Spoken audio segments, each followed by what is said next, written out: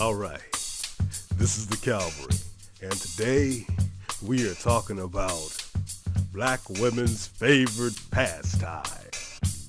Nope, not baseball. We are talking about weave. Yeah, weave. Turns out that black women spend a lot on hair weave to make themselves look like white women. Now they'll fight you. I mean, they'll fight you tooth and nail to have you believe it's not about looking like a white woman. But it turns out one brave black woman confessed that it was all about looking like a white woman. So what is this chick's name? Well, her name is Erica Yancey. Erica Yancey has spent $25,000 on hair weave. She's a HuffPost blogger and explains her shocking addiction. Now, first of all, let's look at her name, because I have to just say something about this. How many K's are in Erica? What was wrong with her mama? You know that you on the wrong track when you put multiple K's in a black girl's name. Okay, 1K is okay. I can see you trying to be a little bit different. But 2K? Now you're just stupid. Sorry, I didn't mean to talk about your black mama, but black women always have to say to a black man like myself, but what about your mama? Well, here we go. What about your mama? Why she put 2K's in your name? Man, all right. But let's look at this from a male perspective. We'll slide on down, y'all. And let's get to what this brother had to say about weed. And I know you're thinking, what does it matter? They don't listen to us anyway. Well, in a way, it's just kind of like proof, or heck, like this, poof. Imagine that. Black women don't listen to shit.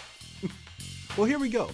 This brother by the name of unbe-weaveable says, I know women pay a lot of attention to their hair, to the point they don't work out because their hair may get messed up and wonder why men look closer at women with nicer bodies. I think some of these sisters need to wake up and realize that men don't pay as close attention to their hair as they think. And then here comes an angry black woman. She says, I could care less what man think about natural or weave. If you're not paying for it, you have no say in it. Now, you see that? Her weave is so damn tight that she couldn't exchange an E for A in man so that her sentence would be able to be read properly. That's what weave does to you. It just pulls your brain.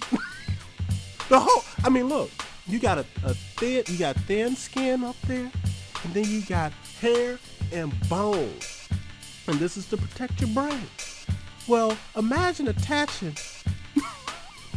clips to your scalp and yanking for hours every day, 365 days a year. You can't be as happy as me if your hair is pulling your scalp, your forehead, your eyebrows, your eyes. I mean, you're literally mentally bleeding because you got weak. But I ain't gonna stop you. I'm not gonna stop you. Just like Vaughn, VDG did not have anything to say except for these words after this fool had something to say to him. He says this, I heard that. Look, brothers ain't fighting this shit no more, all right? They ain't fighting it. They moving on. They grabbing women who got some sense. Look, black women look at it this way. Again, you ain't paying for it, so you ain't got shit to say. Well, black men are looking like this. You're too damn expensive. So we ain't gonna say shit to you. Good luck on that. We're gonna run our fingers through Asian women's hair.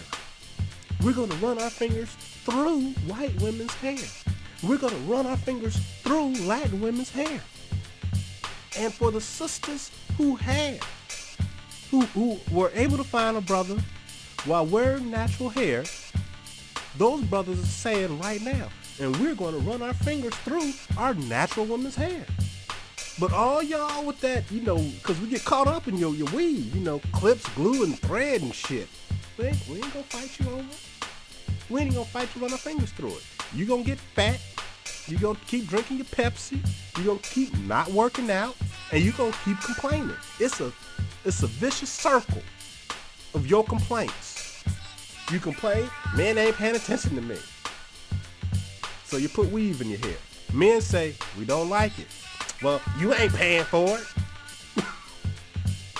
So what's the point? What's the point of dealing with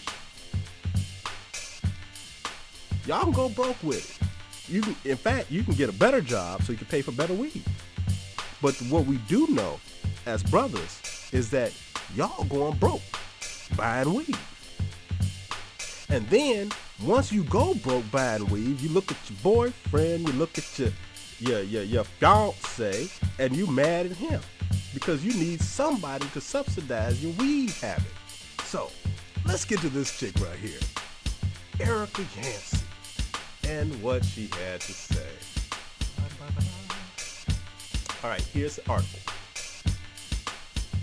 This story is quite literally unbe-weaveable. Erica Yancey, a Los Angeles-based documentary filmmaker and HuffPost blogger, recently opened up about her obsession with hair extensions in a blog aptly titled Confessions of a Hair Weave Addict. Growing up in a predominantly white community, all black women, I guess I shouldn't be saying anything right now, but I think that it may be quite a possibility that 100% of black women in the United States of America have grown up in predominantly white communities because damn near all of them have hair weave. But anyway, growing up in a predominantly white community and attending a predominantly white schools all her life, Yancey says the disdain for her hair, amongst other things, was anchored in a serious racial identity crisis that proved to be emotionally and financially taxing. From the time I was 18 until early 2013. Now, I don't understand this. 18 to 2013. Damn. I spent $25,000 getting my hair weaved, braided, and extended, and just over 1.5 years sitting in a chair having it done, Yancey wrote. Wow. HuffPost Live caught up with Yancey to better understand her plight and answer a few questions for readers. In this video, Yancey admits her addiction to weave was an attempt to emulate Caucasian hair. I wanted to have long, straight Jennifer Aniston hair, she confesses. God damn it! You have here on the Huffington Post, Confessions of a Hair Weave Addict. And just to get us started, you spent how much on hair weaves? I spent about $25,000 from the time I was 18 until about a month ago on weaves.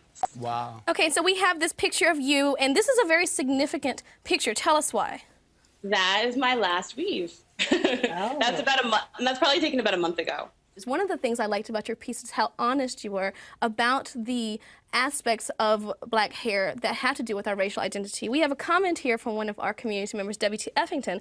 Pardon my ignorance, but are weaves an attempt to emulate white hair? Well, I don't think they always are. I mean, not for everybody. Some people just want to have longer hair. But For me, it was. For me, I wanted to have long, straight Jennifer Aniston hair. I grew up in predominantly white schools, and I went to predominantly white schools. And when I thought of my hair, I was always thinking of my hair. I was always picturing white women, and I would take in white hairstyles.